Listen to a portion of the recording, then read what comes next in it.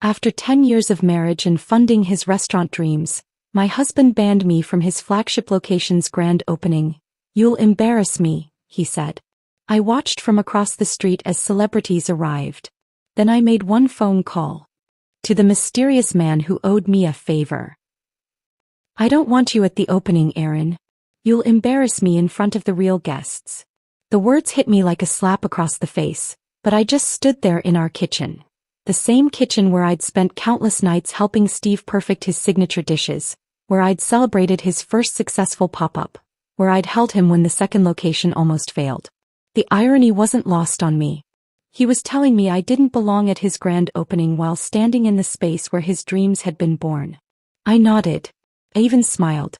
But something inside me cracked that night. Something that had been slowly fracturing for years. 10 years. That's how long I'd poured myself into Steve's dream like wine into a bottomless glass. 10 years of believing in a vision that apparently never included me as anything more than a stepping stone. Before we continue, I want to thank you for joining me in sharing these stories of quiet strength and hidden resilience. If you believe that every woman's contributions deserve recognition, please consider subscribing. It's free and helps us reach more women who need to hear this. Now let's see how this unfolds. It started so differently. Back then we were broke college sweethearts sharing ramen noodles and big dreams. Steve worked the night shift at a diner, coming home with burns on his arms and stories about difficult customers. I was juggling 2 jobs. Morning shifts at a coffee shop and evening gigs freelancing graphic design from our cramped studio apartment. We had nothing except each other and this wild idea that Steve could cook his way to something bigger. "One day we'll build something incredible together," he used to whisper on those late nights when exhaustion made everything feel impossible. "You and me, Aaron. We'll show them what real food can be." I believed him. God, how completely I believed him. When Steve's culinary school bills piled up, I took out a student loan in my name. When he needed professional-grade knives, I sold my grandmother's jewelry. When he talked about opening his first pop-up, I cashed in half of my inheritance. Money my parents had left me after the car accident. $25,000 that was supposed to be my safety net became his launch pad. "This is an investment in us," he'd said, kissing my forehead as I signed the bank papers. "Everything I build, we build together." But somewhere between his first successful pop-up and his third location, the we started disappearing. I was a graphic designer then, actually good at it. I had my own clients, my own creative world that existed beyond Steve's kitchen. I designed logos for small businesses, created marketing materials for local nonprofits, even did some work for a regional magazine. It wasn't glamorous, but it was mine. Then Steve's Asian fusion concept took off, and suddenly I became the helper. It happened so gradually that I didn't notice until it was too late. First, he asked me to design his menus, just temporarily, until he could afford a real designer. Then he needed help with bookkeeping because his accountant was too expensive. When his hostess called in sick, I filled in. When his social media manager quit, I took over the Instagram account. "You're so good at this stuff," Steve would say, kissing my cheek as I worked late into the night on his promotional materials. "Why would I pay someone else when I have you?" Each time I said yes, I lost a piece of myself. My client base dwindled as I spent more time on Steve's projects. My portfolio stagnated. My identity slowly merged into his until I couldn't tell where Aaron the designer ended and Aaron the restaurant wife began. The changes in Steve started subtly, like a slow-acting poison. Success has a way of reshaping people and not always for the better. At first it was small things. He stopped asking about my day. He started using words like elevated dining experience and culinary artistry, instead of just talking about food. He began wearing expensive cologne and got his hair styled at a salon instead of letting me trim it in our bathroom. But the real shift came during industry events. Steve used to introduce me as my wife Erin, the brilliant designer who created all our visual branding. Then it became my wife Erin. Then increasingly I simply wasn't introduced at all. "You make things awkward around investors," he explained one night after a particularly uncomfortable cocktail party where I'd spent 2 hours standing alone while he networked. "They want to talk business and when you're there they feel like they have to make small talk." "I can talk business," I protested. "I've been part of this from the beginning." "You're not really in the industry though," he said with a laugh that felt like a dismissal. "It's different when it's your actual profession." The words stung because they weren't entirely wrong. I wasn't a chef or a restaurant owner or a food critic. I was just the woman who'd sacrificed her own career to build his. I started feeling like wallpaper at his events, always there, part of the background but never really seen. Staff members who'd worked at the restaurants for months sometimes seemed surprised to learn Steve was married. Food bloggers who interviewed him never asked about his personal life. I became invisible in plain sight. Then Grace entered our lives like a perfectly dressed tornado. She was everything I wasn't: polished, connected, professionally put together. The wife of one of Steve's major investors, she'd recently launched her own PR firm specializing in hospitality brands. She had platinum blonde hair that never seemed to have a strand out of place, wore designer clothes that probably cost more than our monthly mortgage, and spoke with the kind of confident authority that made everyone in the room lean in to listen. "Steve has incredible potential," she told me at a dinner party, her smile sharp as a knife. "But he needs the right kind of support to really break through to the next level." I should have seen it coming. The private meetings ostensibly about brand strategy. The sudden changes in how Steve dressed, talked, even held himself. The media training sessions that I wasn't invited to observe. The way he started referring to our restaurants as "my concept" instead of "our restaurants." "Grace thinks I need to be more intentional about my public image," Steve explained when I questioned the expensive new wardrobe. "She says successful restaurateurs are personalities first, chefs second." "What about what I think?" I asked. He paused, and in that pause I heard my answer. The worst part wasn't the big moments. It was the small ones. The way he'd correct my stories at dinner parties. The way he'd steer conversations away when people asked about our partnership. The way he'd grown embarrassed of our modest home, our old car, the simple life we'd built together. "You dilute his brand," Grace told me directly at a food and wine festival, her voice matter-of-fact like she was discussing the weather. "Steve needs to appeal to a certain demographic, and having a wife who looks like someone's suburban aunt, it sends the wrong message about his sophistication level." I went home and stared at myself in the mirror for an hour that night. Suburban aunt. Is that what I'd become? When had I stopped seeing myself as anything more than an extension of Steve's ambitions? But the final blow came 3 weeks ago, when Steve announced the grand opening of his flagship location, the restaurant that would cement his reputation as a serious culinary force. 5 years in the making, funded partly by my inheritance, designed using concepts I'd helped develop, staffed with people I'd interviewed and hired. "The guest list is incredibly exclusive," he said, scrolling through his phone at breakfast. "Grace has confirmed some major food influencers, a few local celebrities, and several investors who could fund our expansion." "What time should I be ready?" I asked, already mentally planning what to wear. That's when he looked up at me with something like pity in his eyes. "Actually, Aaron, I think it would be better if you stayed home for this one." The coffee mug slipped from my hands, shattering against the kitchen floor. Neither of us moved to clean it up. "I don't understand," I said quietly. "Look, this is a really important night for my career. Grace has worked incredibly hard to get the right people there, and..." He paused, searching for words that would somehow make this less devastating. "You'll embarrass me in front of the real guests." The real guest. As if I wasn't real. As if 10 years of marriage and sacrifice and love and partnership weren't real enough to earn me a seat at the table I'd helped build. I nodded because I didn't trust my voice. I smiled because I didn't know what else to do. But that night, as I watched Steve practice his opening remarks in the mirror, something fundamental shifted inside me. The woman who had given up everything for someone else's dream was gone. And the woman who remained? She had some very different ideas about what came next. 3 days passed after Steve's crushing words before I picked up my phone. 3 days of moving through our house like a ghost, preparing meals he barely acknowledged, folding laundry that would hang in a closet belonging to a man who saw me as damaged goods. 3 days of staring at my reflection and wondering when I'd become someone so easily discarded. But on that 4th evening, as Steve practiced his opening speech in the living room, gesturing grandly to an imaginary crowd while I sat invisible on the couch behind him, I remembered Cooper. Cooper Henley wasn't just anyone. He was someone I'd saved, though he'd probably argue I'd saved him more than he'd ever saved me. The memory came flooding back as I watched Steve perform for his phantom audience, completely oblivious to my presence. It happened 5 years ago, back when Steve was still running Soul Kitchen. his Korean-Mexican fusion food truck that parked outside the community college on weekdays. I'd been there that Tuesday afternoon helping him prep for the lunch rush, when the health department van pulled up. Steve's face had gone white as paper. "Perfect timing," he'd muttered, wiping his sweaty palms on his apron. "Just what we need when we're behind on permit renewals."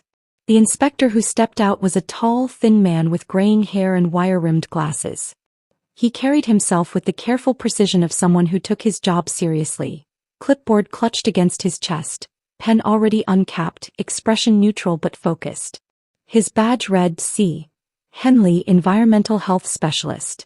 "Good afternoon," he'd said to Steve. "Routine inspection. This shouldn't take long if everything's in order." Steve had nodded nervously, leading him toward the truck service window.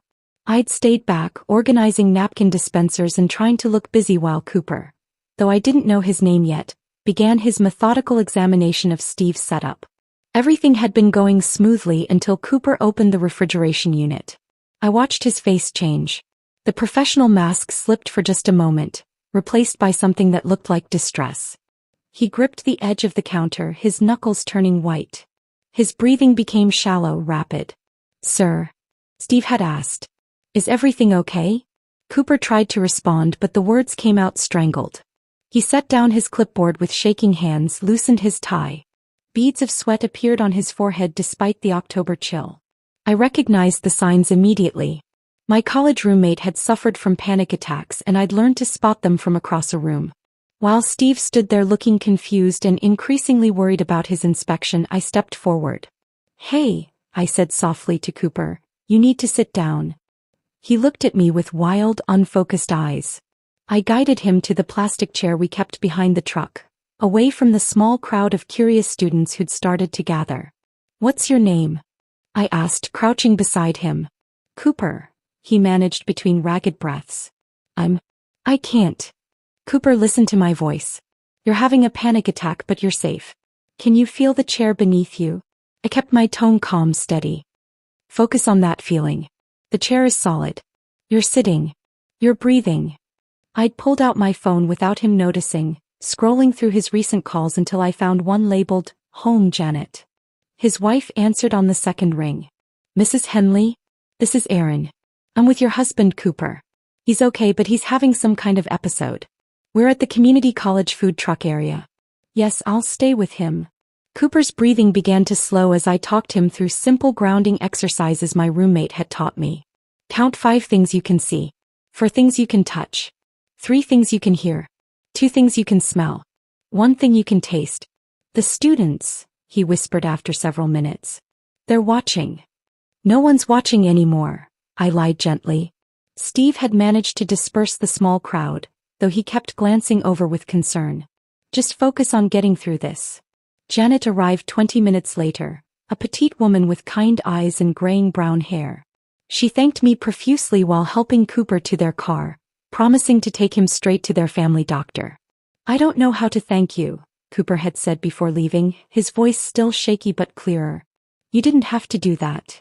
Anyone would have done the same thing," I'd replied. He'd shaken his head slowly. "No, they wouldn't have. Most people would have called 911 and walked away. You stayed. You saw me as a person, not just a problem to solve." Steve never did finish that inspection. Cooper had marked it as incomplete and promised to return the following week, which he did, with a clean bill of health for Soul Kitchen and a small potted orchid for me. "Janet grows these," he'd explained, somewhat embarrassed. "I wanted to give you something, but I wasn't sure what would be appropriate." From that day forward, Cooper and I maintained what could only be described as a gentle friendship. Nothing inappropriate or complicated, just 2 human beings who'd connected during a vulnerable moment and chose to honor that connection. Every Christmas, a card arrived in our mailbox. "Season's greetings from Cooper and Janet Henley." Always the same handwriting, always signed the same way. When I sent him a congratulations card after learning he'd been promoted to senior inspector, he'd called to thank me personally. "You probably don't remember me," he'd started. "Of course I remember you," I'd interrupted. How could I forget? The turning point in our friendship came 2 years ago when Cooper's Christmas card arrived with different handwriting. Janet's neat script had been replaced by Cooper's shakier penmanship, and the message was shorter than usual. I'd called him immediately. Janet moved out last month, he'd admitted after some gentle prodding. 28 years of marriage, and she said she couldn't handle my anxiety anymore. Said she felt like she was walking on eggshells, never knowing when I might have another episode. Without thinking, I'd driven to his apartment that weekend with a container of homemade chocolate chip cookies and a handwritten letter. The letter wasn't long, but I'd poured my heart into it. Dear Cooper, I'd written, you are so much more than your worst moments. You are kind and thorough and dedicated to keeping people safe. You saw me as a person worth helping when you came back to finish Steve's inspection, even though you could have easily failed us and moved on. Janet's leaving says nothing about your worth as a human being. You are more than this heartbreak. Much more. Your friend Aaron. He'd called me crying after reading it, not sad tears but grateful ones. You're the kindest stranger I've ever met, he'd said through the phone. Except you're not really a stranger anymore, are you? Now, watching Steve rehearse his grand opening speech while pointedly ignoring my existence, I realized Cooper might be the only person who truly understood the art of quiet revenge. I walked to the kitchen far enough away that Steve couldn't hear me and dialed Cooper's number. He answered on the third ring. Aaron, this is a surprise. Is everything okay? I stared out our kitchen window at the darkening sky and felt something settle into place inside my chest. Not anger, not sadness, but a calm certainty I hadn't experienced in years. Coop, I need a favor. The biggest one I'll ever ask. There was a pause. In the background, I could hear what sounded like a television news program. What kind of favor? So I told him everything. Not about the 10 years of marriage or the lost inheritance or the gradual disappearance of my identity. Those details wouldn't matter to him. Instead, I told him about Steve's flagship restaurant, about Grace and her real guests' comment, about being banned from an opening celebration for a business I'd helped build with my own hands and money. I didn't cry while I talked. I didn't even feel particularly sad. I just laid out the facts like ingredients in a recipe, letting Cooper understand exactly what kind of dish I was hoping to serve. When I finished, the silence stretched long enough that I wondered if the call had dropped. Finally, Cooper spoke. Send me the supply list for the opening menu. The vendor information too if you have it. I'll handle the rest. Cooper, I don't want you to do anything that could jeopardize your job. Aaron, he interrupted gently, I'm not going to do anything illegal or unethical. I'm just going to do my job. Thoroughly. Legally. Quietly. The way he said those words, thoroughly, legally, quietly, sent a shiver of satisfaction down my spine. That's all I need, I whispered. 2 days before Steve's grand opening, Cooper made his visit to the flagship location. Steve probably didn't even remember him from the food truck days, one inspector among dozens he'd encountered over the years. But Cooper remembered me, and more importantly, he remembered what it felt like to be seen as a person worth saving. Sometimes the most powerful favors are the ones that don't require breaking any rules at all. The gray dress had been hanging in my closet for 2 years, unworn. I'd bought it for a funeral, Steve's mentor's memorial service, but ended up wearing black instead. Tonight it felt perfect. Muted. Invisible. Exactly what I needed to blend into the evening shadows while watching my marriage's grand finale unfold across the street. I positioned myself at the small coffee shop directly opposite Convergence, Steve's flagship restaurant with its pretentious name that Grace had suggested. The cafe stayed open late on weekends, and the barista barely glanced at me when I ordered a single espresso and claimed the window table. From here I had an unobstructed view of the red carpet entrance, the gathered photographers and the steady stream of guests arriving in cars that cost more than most people's annual salaries. The October evening air carried the sound of orchestrated celebration across the empty street. Laughter that felt rehearsed. Conversations that sounded like performance pieces. The kind of artificial merriment that happened when everyone present was working an angle, building a network, or playing a role. Steve emerged from the restaurant's front doors at exactly 7:30, resplendent in the navy suit Grace had selected for him. Even from my distance I could see how he'd transformed himself. Posture straighter, smile wider, gestures more expansive than the man who used to practice knife techniques in our tiny apartment kitchen. He'd become the character Grace had written for him. The visionary chef, the culinary artist, the man who belonged among the city's elite. The photographers moved like a choreographed dance, capturing his descent down the restaurant's stone steps. Flash bulbs created momentary daylight, illuminating his face in artificial brightness while leaving the gathering crowd in comparative darkness. He paused at the designated spots Grace had undoubtedly marked for him, turning his head at practiced angles that would showcase his best profile. Then Grace appeared beside him and my breath caught in my throat. She wore a stunning backless emerald dress that probably cost more than my monthly grocery budget, her platinum hair swept into an elegant updo that showcased diamond earrings catching the camera flashes. She moved with the fluid confidence of someone who belonged in this world, not someone who'd married into it or worked their way up from food trucks and borrowed money, but someone born to stand in spotlights and give quotable sound bites to local entertainment reporters. From across the street I watched them work the crowd together. Grace would lean in to whisper something in Steve's ear, he'd laugh as if she'd said something brilliant, then approach the next cluster of important guests with renewed energy. They looked like a team. A power couple. The kind of partnership that graced magazine covers and society pages. I realized, with a clarity that surprised me, that I was watching Steve with the woman he actually wanted by his side. Local celebrities, was how the food blogger had described tonight's guest list, but I recognized several faces from the city's social media accounts. The restaurant critic from the daily newspaper, the food photographer whose Instagram account had 500,000 followers, the local morning show host who did weekend dining segments. These were Steve's real guests. The people whose opinions could make or break a restaurant's reputation with a single review or social media post. My phone buzzed with a text message. For a moment my heart jumped, thinking Steve might have changed his mind and wanted me there after all. Instead it was a photo from my neighbor showing our cat, Muffin, asleep in a patch of evening sunlight. "Keeping me company while you're out," the text read. "Hope you're having a wonderful evening." I almost laughed at the irony. Even my neighbor assumed I was at the opening, probably dressed in my finest outfit, standing proudly beside my successful husband as he achieved his biggest dream. The reality, sitting alone in a coffee shop wearing a funeral dress, watching my marriage's death scene play out through a window, seemed too surreal to explain. Through the restaurant's tall windows, I could see the dining room filling with elegantly dressed guests. The interior design was stunning, warm lighting, exposed brick walls, carefully curated artwork that I recognized from galleries Grace had mentioned in her Instagram posts. It looked exactly like the vision boards I'd created 3 years ago when Steve first started planning this location, except refined and elevated by a professional designer whose name would actually appear in the restaurant's promotional materials. The servers moved through the space with practiced efficiency, carrying silver trays laden with Steve's signature appetizers. I could almost taste the Korean-spiced short rib sliders from here, a recipe Steve had perfected during our food truck days, now presented on bone china plates with microgreen garnishes that probably cost $5 per serving. A wave of bittersweet nostalgia washed over me as I watched guests sample the dishes I'd helped develop. Late nights in our home kitchen, Steve experimenting with flavor combinations while I offered feedback and suggestions. The excitement when he'd nail a new technique or perfect a sauce ratio. The dreams we'd shared about the day when people would pay premium prices to experience his culinary vision. Those dreams were coming true tonight, just without me in them.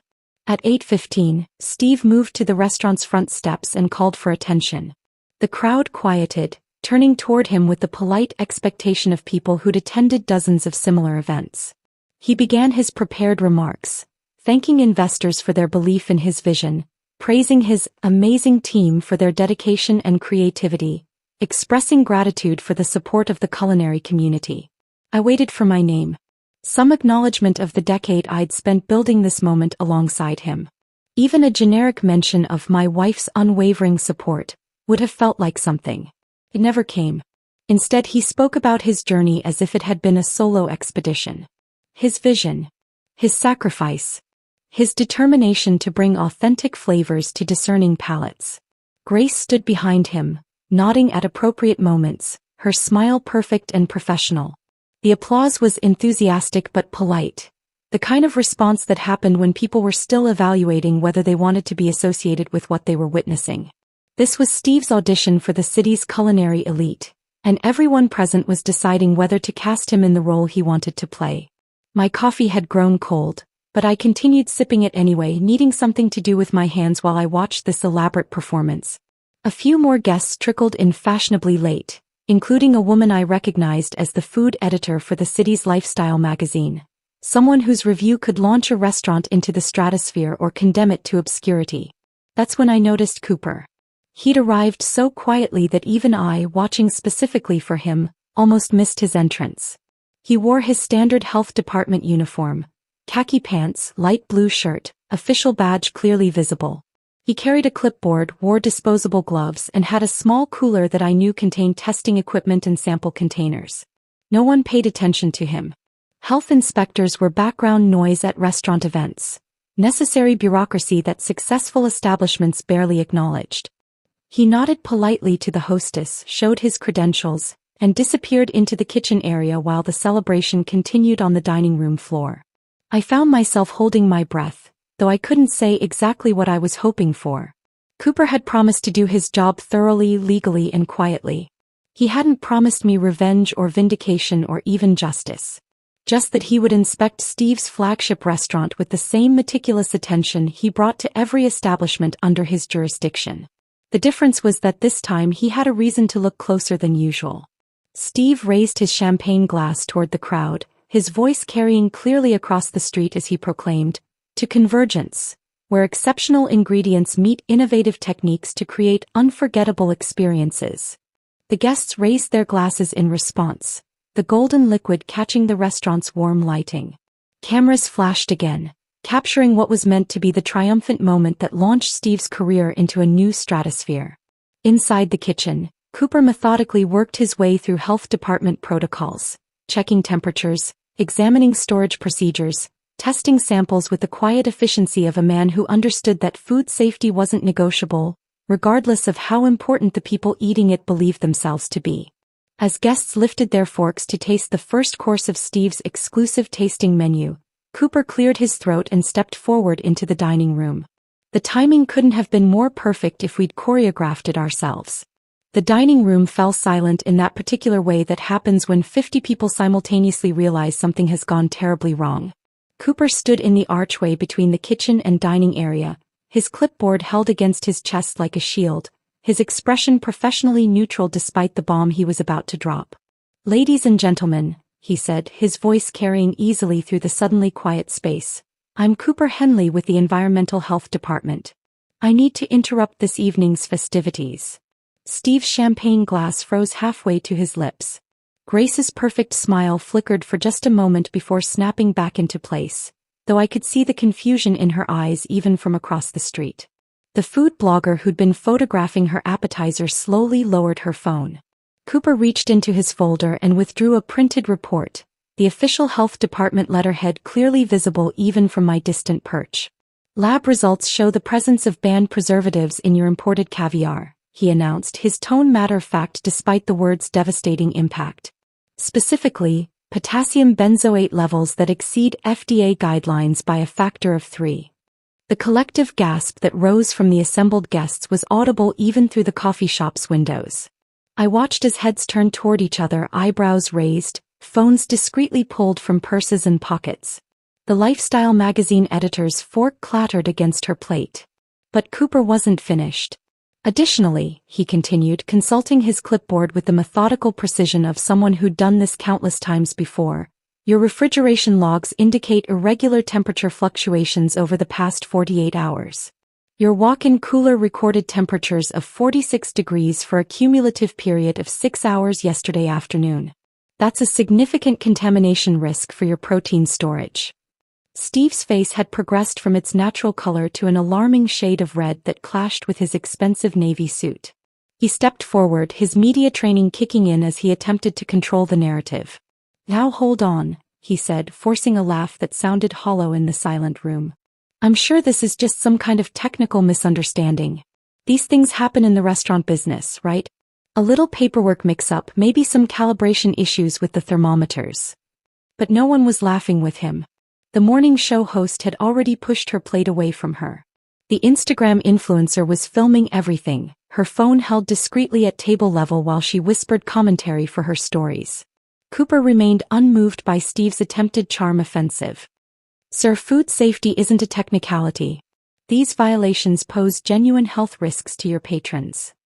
He reached into his folder again and withdrew a formal notice printed on official health department letterhead. I'm issuing a temporary suspension of your food service license pending a complete reinspection and remediation of these issues. The words hit the room like a physical blow. Grace stepped forward, her PR instincts finally kicking into gear. I'm sure we can work something out, she said, her voice maintaining its polished tone despite the crisis unfolding around her. Perhaps we could discuss this privately? Away from the guests. Cooper's expression didn't change.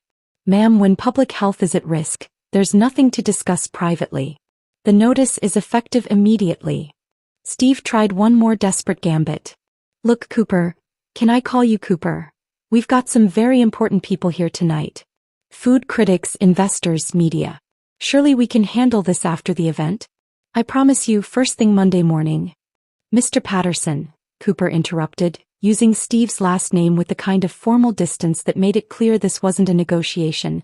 I don't care if the president himself is sitting at table 12.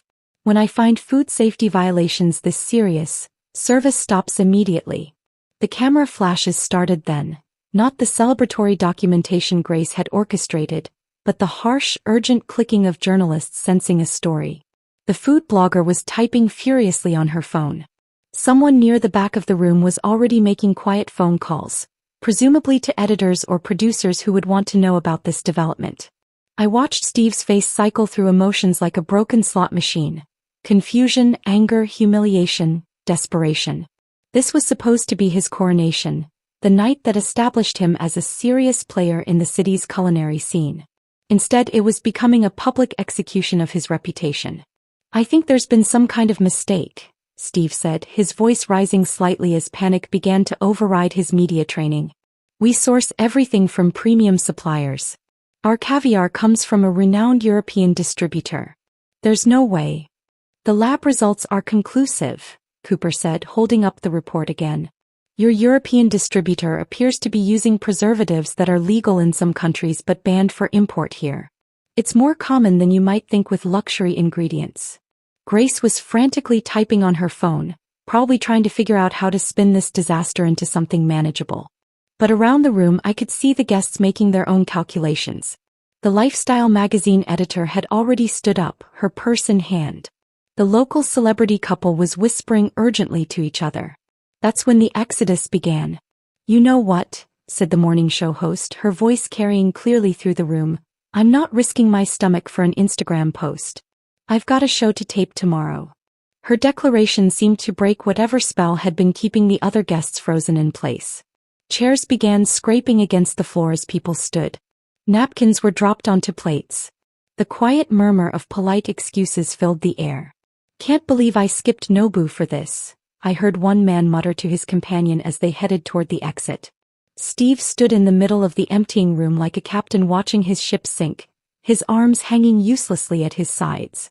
Grace was still on her phone, probably trying to call in favors or work damage control, but even she seemed to understand that this particular fire was beyond extinguishing.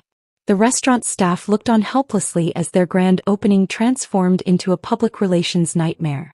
Servers stood with untouched plates in their hands, unsure whether to continue serving or start clearing tables. The sommelier had stopped mid-pour, a bottle of expensive wine frozen over an abandoned glass. Cooper methodically posted the health department notice on the front window where everyone could see it. A bright yellow paper that might as well have been a scarlet letter. The photographers captured that moment too, the official seal clearly visible in their shots. Within 20 minutes, the restaurant was nearly empty except for staff, a few stragglers who seemed unsure whether they were allowed to leave, and Steve standing in the wreckage of his dreams. By the time I finished my cold coffee and walked home, the story was already appearing on social media. Flagship launch shut down for food safety violation, topped the food blogger's Instagram. Caviar catastrophe at celebrity chef's debut, was the headline on the morning show's website. I didn't need to share the story myself. Everyone else was doing it for me. My phone started ringing at 11:30 that night, Steve's ringtone cutting through the silence of our house. I was in the bathtub by then, a glass of wine balanced on the edge of the tub, watching the local news replay footage of the evening's disaster. I let it go to voicemail. The second call came 5 minutes later. Then a third. Each time I simply reached over and declined the call, watching my phone screen light up with his name before going dark again. The 11 o'clock news led with the story. A highly anticipated restaurant opening turned into a food safety nightmare tonight, the anchor said, while video footage of Cooper posting the health department notice played behind her. Sources say a tip to health officials led to the surprise inspection that shut down the event. I smiled at that detail, the mystery tip-off that had led to Cooper's perfectly timed inspection. It wasn't technically true, but it made for a better story than the reality of an old friendship and a favor quietly called in. I poured myself another glass of wine and sank deeper into the warm water, feeling something I hadn't experienced in years. The satisfaction of being exactly where I belonged, exactly when I needed to be there. Even if that place was alone in my bathtub, watching my husband's dreams crumble on the evening news. The phone call started at 6:30 Friday morning, less than 48 hours after Cooper's yellow notice had been posted on Convergence's front window. I was making coffee when Steve's phone rang for the 8th time in 10 minutes, each call lasting exactly long enough for someone to deliver bad news before hanging up. Marcus Steinberg just pulled his investment, Steve said after ending the latest call, his voice hollow as he stared at his phone screen. $200,000. Gone. I poured my coffee slowly, saying nothing. Marcus had been one of Steve's earliest believers, a local businessman who'd seen potential in the food truck concept and helped fund the first brick-and-mortar location. His withdrawal wasn't just financial. It was a vote of no confidence that would ripple through the investor community. He's not the only one, Steve continued, scrolling through his missed calls. Jennifer Chen wants a refund on her entire stake. Says her husband's law firm can't be associated with food safety violations. And David Morrison. He paused, his face growing paler. David's threatening to sue for false representation. Claims I misled him about our supplier relationships. I watched Steve's empire begin its collapse with the detached fascination of someone observing a controlled demolition. Each phone call was another explosive charge, carefully placed to bring down the structure he'd built on borrowed money and inflated promises. Grace's damage control efforts, which had begun with frantic phone calls the night of the shutdown, were proving ineffective. Her carefully cultivated media connections weren't returning her calls. The lifestyle magazine that had planned a feature spread on Convergence suddenly had space constraints. The Food Network producer who'd expressed interest in a potential show about Steve's rise from food trucks to fine dining went radio silent. No one wants to touch us right now, Grace admitted during a tense phone conversation that I couldn't help but overhear. The story has too much traction. Every food blog in the city is covering it. My other clients are starting to ask questions about their association with the firm. By Tuesday, the staff exodus had begun. Marcus Rodriguez, the head chef Steve had poached from a respected downtown establishment, submitted his resignation via email at 7 in the morning. His message was professionally worded but devastating in its implications. Given recent developments and concerns about food safety protocols, I feel it's in my best interest to seek opportunities elsewhere. Marcus had been Steve's crown jewel, a classically trained chef with impeccable credentials and a following among serious food enthusiasts. His departure sent a clear signal to the culinary community that Convergence's problems ran deeper than a single health department citation.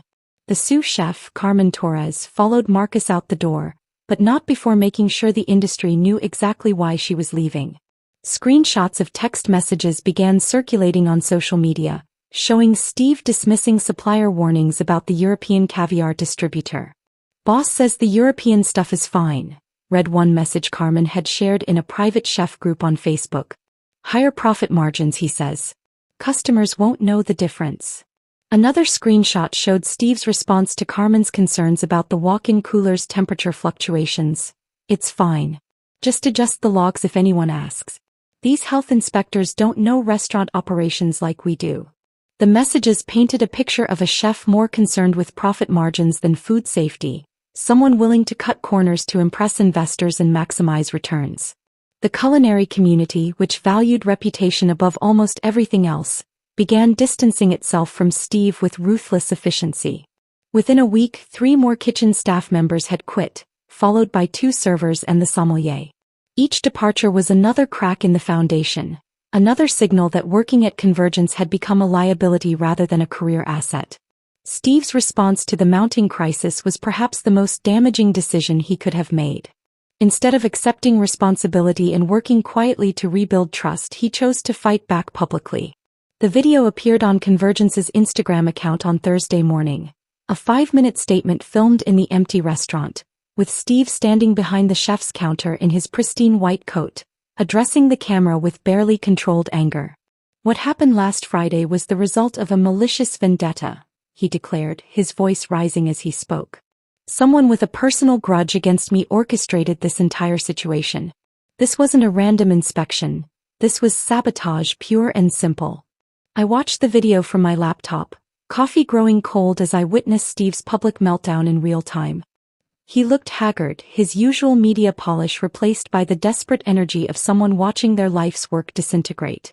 "Jealous competitors have been trying to undermine me since day one," he continued, his hands gesturing wildly. "They can't stand to see someone succeed who came up the hard way, who built something from nothing. So they manufacture scandals, they spread lies, they corrupt the very institutions that are supposed to protect honest business owners." The video was a public relations disaster of epic proportions. Comments began flooding in immediately, ranging from sympathetic to scathing, but the overwhelming response was disbelief at Steve's refusal to take responsibility for his restaurant's violations.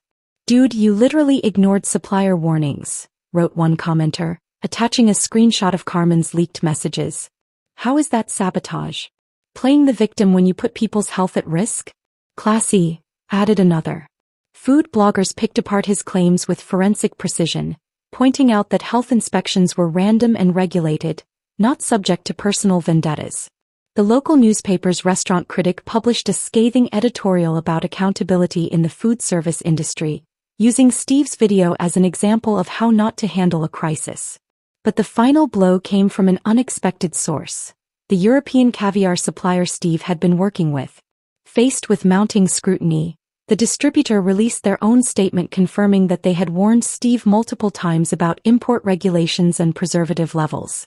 Email records showed a pattern of Steve dismissing their concerns and insisting on cheaper alternatives that skirted FDA guidelines.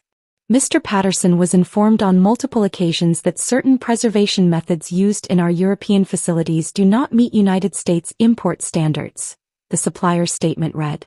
"We provided alternative products that were compliant, but he consistently chose the non-compliant options due to their lower cost and higher profit margins." The statement was the final nail in Steve's credibility coffin.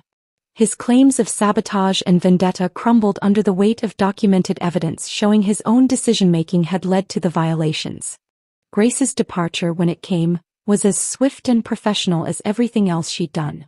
No dramatic confrontation, no public statement, just a quietly updated website that no longer listed Convergence among her firm's clients, and a voicemail message informing Steve that their contract had been terminated.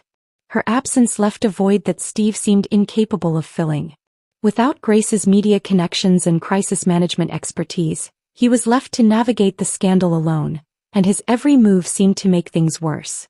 The industry publications began running retrospective pieces about warning signs they claimed to have noticed all along. Food and Wine published an article titled, "When Ambition Outpaces Ethics," using Steve's downfall as a cautionary tale about rapid expansion and corner-cutting in the restaurant industry. Through it all, I remained silent. I didn't post celebratory messages on social media. I didn't give interviews to reporters who reached out after discovering my connection to Steve. I didn't even correct people who assumed I was devastated by my husband's professional collapse. Instead, I focused on rebuilding what I'd lost. My old design clients tentatively reached out to welcome me back with surprising warmth. Projects I'd abandoned years ago to support Steve's dreams were still waiting for me, along with new opportunities I'd never expected. Cooper's card arrived on a Tuesday, 2 weeks after the grand opening disaster.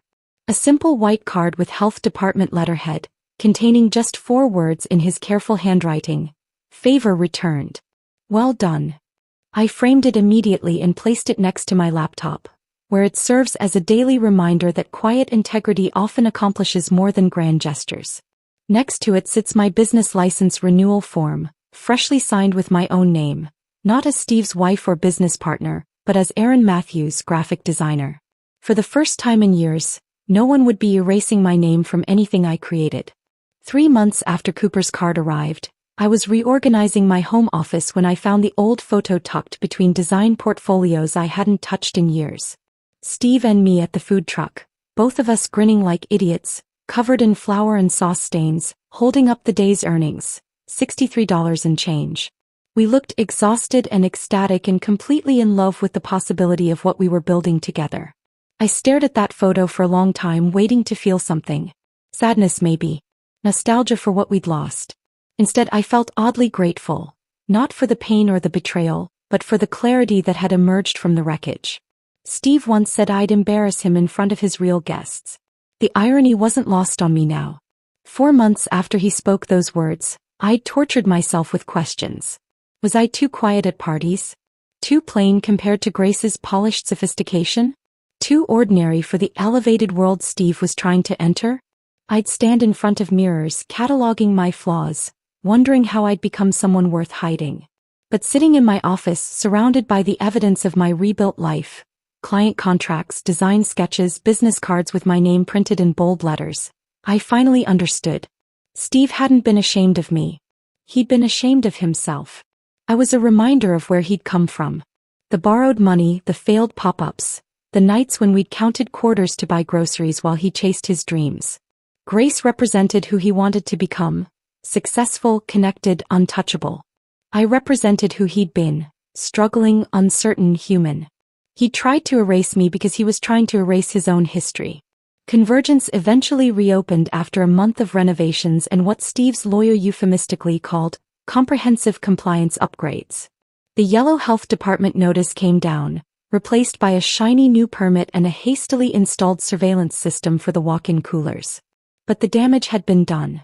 The first week back, the restaurant served maybe 20 covers a night, a catastrophic number for a place that needed to serve 200 just to break even. The local food bloggers who'd once competed for reservations now treated Convergence like a cautionary tale, if they mentioned it at all. Reviews when they came were brutal in their politeness. While the technical execution shows improvement, wrote the city's most influential food critic, it's difficult to taste anything beyond the lingering aftertaste of poor judgment. The lifestyle magazine that had planned a feature spread published instead a brief mention in their Second Chances section, the restaurant equivalent of being damned with faint praise. The nickname stuck with devastating efficiency, the place that poisoned influencers. Food delivery drivers would make jokes about hazmat suits when picking up orders. Local comedians worked Convergence into their sets. A popular food podcast did an entire episode called Caviar Gate, a study in how not to launch a restaurant. Steve tried everything to rebuild his reputation. He hired a new PR firm, not as prestigious as Grace's, but hungry enough to take on a damaged client. He offered free tastings to food bloggers. He partnered with local charities, donating meals to homeless shelters in carefully orchestrated photo opportunities. Nothing worked. The rebrand attempt was perhaps the most desperate move. 6 months after the reopening, Convergence quietly became the Phoenix, a name so heavy-handed in its symbolism that local food writers mocked it mercilessly. New menus, new color scheme, new everything except the fundamental problem. No one trusted Steve Patterson anymore. Through all of this, I maintained my silence. No vindictive social media posts. No tell-all interviews with the journalists who occasionally reached out. No dramatic confrontations when Steve would come home late, reeking of failure and expensive cologne that couldn't mask his desperation. The absence of drama was its own kind of victory. Steve seemed to expect me to gloat, to throw his cruel words back in his face, to claim credit for his downfall. Instead, I gave him something far more unsettling: indifference. I was polite when we passed in the hallway. I made coffee for 2 in the morning without comment. I continued to share our bed while building a life that had nothing to do with him. That silence was more devastating than any accusation could have been, because it forced Steve to live with the truth every single day, that I had helped build everything he'd achieved, and in trying to erase me, he'd erased himself. My design business flourished with a speed that surprised even me. Word spread through the creative community that Aaron Matthews was available again, and projects materialized faster than I could handle them. A local nonprofit needed a complete brand overhaul. A boutique hotel wanted custom signage. A startup tech company hired me to design their entire visual identity. For the first time in a decade, I was building something that belonged entirely to me. The real transformation began when I started hosting small gatherings in our living room, art-focused events I called Canvas and Conversation. The first one was almost accidental. Sarah, a photographer I'd met through a client project, had mentioned feeling isolated as a creative professional. On impulse, I invited her over for wine and painting on a Thursday evening. She brought her friend Maya, a jewelry designer going through a difficult divorce. Maya brought her neighbor Elena, a writer struggling to finish her first novel. By the third Thursday, I had 8 women crowded around my dining room table, painting watercolor abstracts and sharing stories that ranged from hilarious to heartbreaking. These weren't networking events or business meetings. They were something more valuable, a space where women could exist as themselves, not as extensions of their jobs or relationships or social expectations. We were teachers and entrepreneurs and mothers and artists, but for 3 hours every week we were just ourselves. I haven't painted since high school, Elena confessed during our 4th gathering, holding up a canvas covered in bold strokes of purple and gold. I forgot how good it feels to create something that doesn't have to be perfect. That's the point, I replied, mixing colors on my palette. We spend so much time trying to be what other people need us to be. Sometimes we forget who we are when no one's watching. The gatherings grew organically. Women brought friends who brought sisters who brought colleagues. We moved from my dining room to my garage, then to a rented space in the arts district. What had started as an impulse became a small movement, a place where creativity and community intersected without judgment or competition. I was no longer Steve Patterson's wife or even Erin Patterson, the woman who'd sacrificed her career for someone else's dreams. I was simply Erin, designer, facilitator, friend. The name on my business cards matched the name on my art supplies, and both belonged entirely to me. The divorce papers arrived on a Tuesday, delivered by a courier who seemed embarrassed to be there. Steve had filed quietly, probably hoping to avoid any additional media attention. The grounds were irreconcilable differences, which struck me as hilariously inadequate given everything that had happened. I signed them without hesitation. Last week I was at the farmer's market when I noticed a specialty food vendor offering caviar tastings. A small crowd had gathered around his booth, sampling different varieties while he explained the nuances of preparation and sourcing. This one's from a certified sustainable farm in California, he was saying, spooning tiny black pearls onto mother-of-pearl spoons. No preservatives, no additives, just pure flavor. I accepted the sample he offered, letting the caviar dissolve on my tongue. It was clean, briny, perfect. Nothing like the adulterated product that had destroyed Steve's reputation. As I walked away, I found myself smiling. Some dishes I thought are definitely better spoiled. And sometimes the quietest woman in the room, the one everyone overlooks, the one deemed unworthy of inclusion, she's the one who gets to serve the final course. She's the one who decides how the story ends. The Phoenix closed permanently last month. Steve moved to another city, chasing a fresh start in a place where his name didn't carry the weight of scandal. I stayed exactly where I belonged, in the life I'd built from the ashes of the one he'd tried to erase. If this story of quiet revenge had you cheering for Erin, hit that like button right now. My favorite part was when Cooper stepped into that dining room with his clipboard, knowing exactly what he was about to unleash. What was your favorite moment? Drop it in the comments below. Don't miss more empowering stories like this.